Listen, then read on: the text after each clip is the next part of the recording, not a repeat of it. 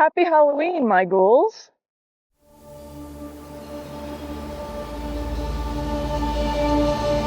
Happy Halloween. I'm out here at the canyon with my Mavic 4 Pro and my Mini 5 Pro. I'm out here getting some test flights in, and while I'm doing that, I'd love to share a very spooky story that happened to me when I was a child. So stay tuned, my ghouls, and happy flying.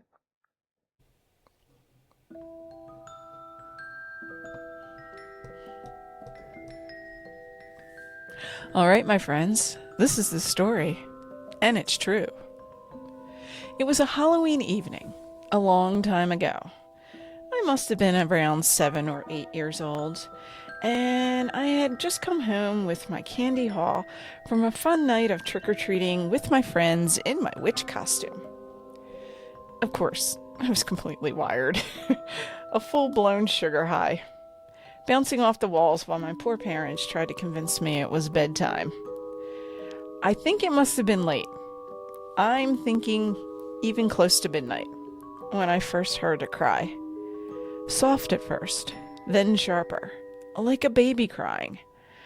And it was coming from our front porch. Now picture this, 8-year-old me creeping toward our front door. It took every ounce of courage for me to open that door.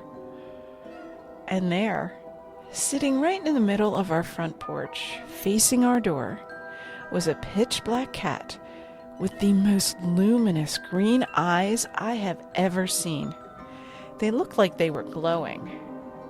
He kept crying, these strange little mews, and staring straight at our door. So, naturally, I bounced right back inside and called for Mom.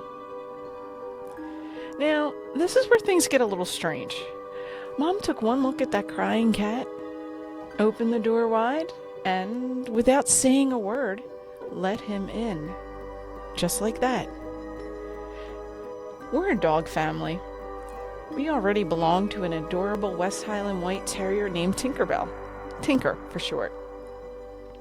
We never owned a cat.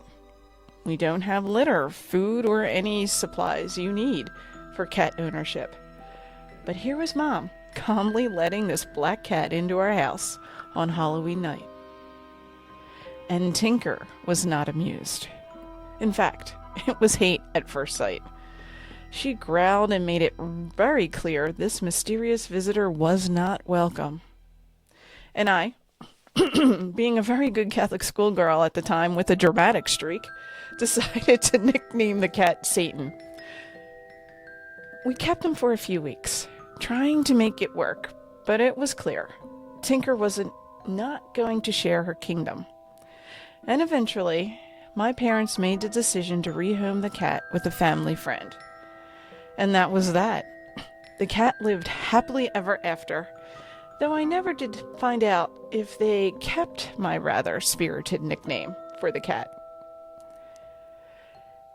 After that Halloween night, my parents never adopted another cat again, and to this day, whenever I see a black cat under a full moon, I still think of that eerie night when one came crying to our door, and somehow, I swear, he was waiting just for us.